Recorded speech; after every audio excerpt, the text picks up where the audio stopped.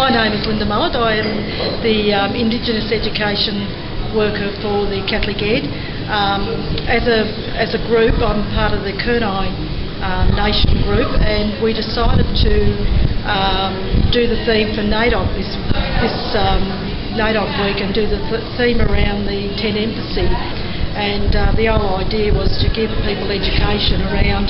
It wasn't only the Tent Embassy was part of our rights and land rights. It was working up to the Tent Embassy. So we decided to give that information across to give people ideas that the fight was not only for us. It was my grandparents, my mother, their parents that have been fighting for their rights in this country for a long time.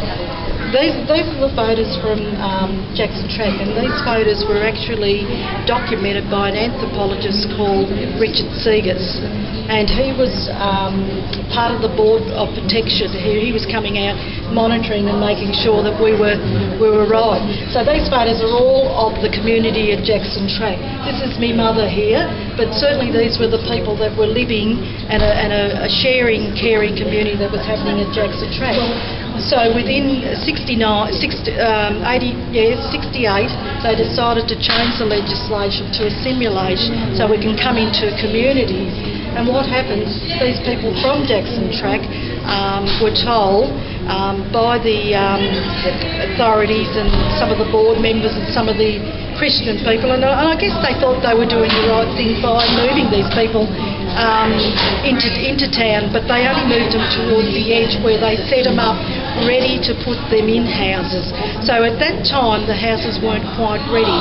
But what they said to them, and Dad says it quite well, is that the day that they removed them, they only give them a week to come off the track to be placed on the edge of town, and they said, we're bringing a tray loader and we're going to be putting you on there, and you need to have all your things together.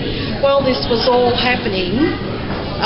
The Shire or whoever they decided to come in bulldozed down the huts one by one as they were leaving. So the women were quite distressed over what they were seeing. Their homes were going to be taken. So that was happening while they were coming into town.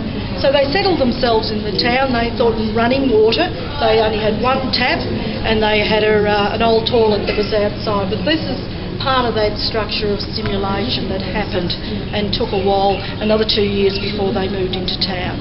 The Tent Embassy is part of the exhibition because it's the theme of NAIDOC Week, and these photos are some of the footage that was part of their protest of wanting to talk to governments around what they were doing and what they needed to do with their land. And I guess the protest was to look at land rights and to be part of that usage of social land that they wanted to have the rights to. They're forgetting that they reckon the land was not occupied when European came here. It wasn't so, and they're trying to give their rights across as people, that we have a right to have a say in this land that we've cared for 40,000 years, I guess.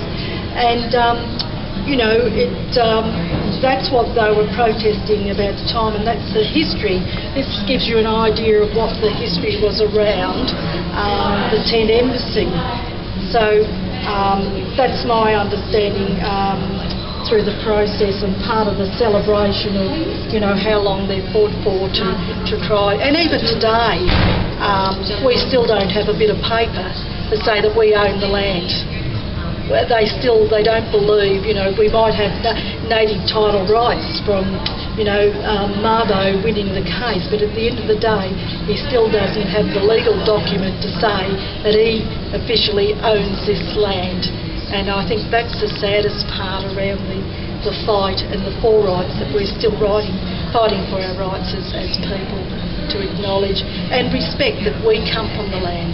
The land is about what we're connected to, and we know for a fact that it provides for everybody, and it's a crucial part of where we're coming from. We see the land in a different view to you know, the society. They see that there's money, there's things that come out of it. We see it as a spiritual connection, but also we see it as it needs to provide for us for many thousands of years. So we see it in a light, and we nurture that process around the land, and we know how valuable it is to future generations, and I think that's important. This is a part of the exhibition where we believe as the Kurnai nation is to look at our kids and start to work towards our health education